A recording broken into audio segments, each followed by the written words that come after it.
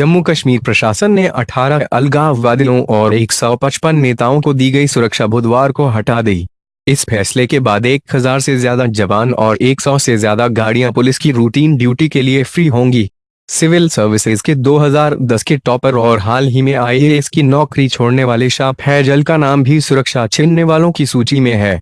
राज्य के मुख्य सचिव BVR सुब्रमण्यम की अध्यक्षता में हुई सुरक्षा समीक्षा की बैठक में कहा गया कि अलगाववादियों को दी गई सुरक्षा संसाधनों की बर्बादी है। जिनकी सुरक्षा घटाई गई है उनमें SS गिलानी, आगा सैयद मौसवी, मौलवी अब्बास अंसारी, यासीन मलिक, सलीम गिलानी आदि शामिल हैं। इससे पहले रविवार को भी 6 अलगाववादी नेताओं की सुरक्षा वापस ली गई थी। वाघा बॉर्डर पर अटके पाक के ट्रक।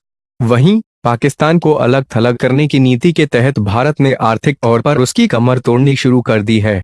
हमले के बाद भारत ने पाकिस्तान से मोस्ट फेवर्ड नेशन का दर्जा छीन लिया था और वहां से आने वाले सामान पर ड्यूटी 200% तक बढ़ा दी थी। पाकिस्तान की मीडिया रिपोर्ट्स के मुताबिक वाघा बॉर्डर पर सामान से लदे पाकिस्तान के कई ट्रक अटके हुए हैं। पाक मीडिया रिपोर्ट्स के मुताबिक पुलवामा हमले के बाद भारत की कोशिशें पाकिस्तान को आर्थिक मोर्चे पर हर तरह से नुकसान पहुंचा रही हैं।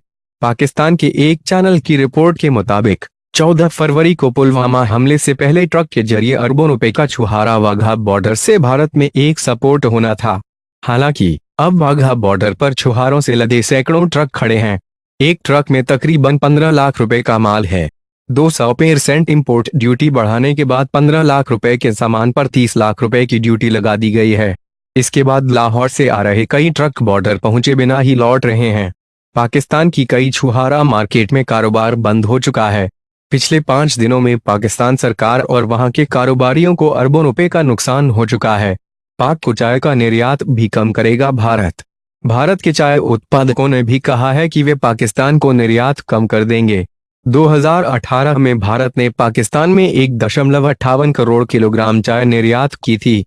2017 के मुकाबले चाय के निर्यात में 7.43% का इजाफा हुआ था। चाय उत्पादकों का कहना है कि अब वे पाकिस्तान की बजाय मिस्र, मध्य पूर्व और रूस जैसे देशों में चाय निर्यात करने के बारे में सोचेंगे। पुलवामा हमले का असर।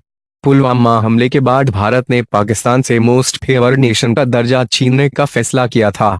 इसके बाद से भारत पर पाकिस्तान से आयात होने वाली वस्तुओं पर किसी भी सीमा तक शुल्क बढ़ाने का अधिकार था। पाकिस्तान से आयात होने वाली 2 प्रमुख वस्तुएं फल और सीमेंट हैं। अब तक फलों पर 30 से 50% और सीमेंट पर 7.5% कस्टम ड्यूटी लगती थी। अब यह ड्यूटी बढ़कर सीधे 200% हो चुकी है।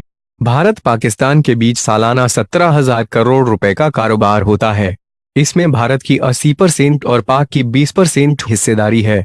पुलवामा हमले के बाद भारत ने पाकिस्तान से MFN का दर्जा वापस ले लिया है। भारत ने 1996 में पाक को मोस्ट फेवर्ड नेशन का दर्जा दिया था। मोस्ट फेवर्ड नेशन यानी सबसे ज्यादा तरजीही वाला देश। विश्व व्यापार संगठन और इंटरनेशनल ट्रेड नियमों के आधार पर व्यापार में सहूलियत लाने के लिए मोस्ट फेवर्ड नेशन का दर्जा दिया जाता है। जिस देश को यह दर्जा मिलता है उसे आश्वासन रहता है कि उसे कारोबार में नुकसान नहीं पहुंचाया जाएगा। भारत ने 1996 में पाकिस्तान को मोस्ट फेवर्ड नेशन का दर्जा दिया था। 2016 में सिंधु जल समझौता खत्म करने के समय और उड़ी हमले के बाद भी भारत ने पाक से MFN का दर्जा वापस लेने के संकेत दिए थे। हालांकि बाद में केंद्र सरकार ने इसे जारी रखा था। पाक ने कभी भी भारत को MFN का दर्जा नहीं दिया।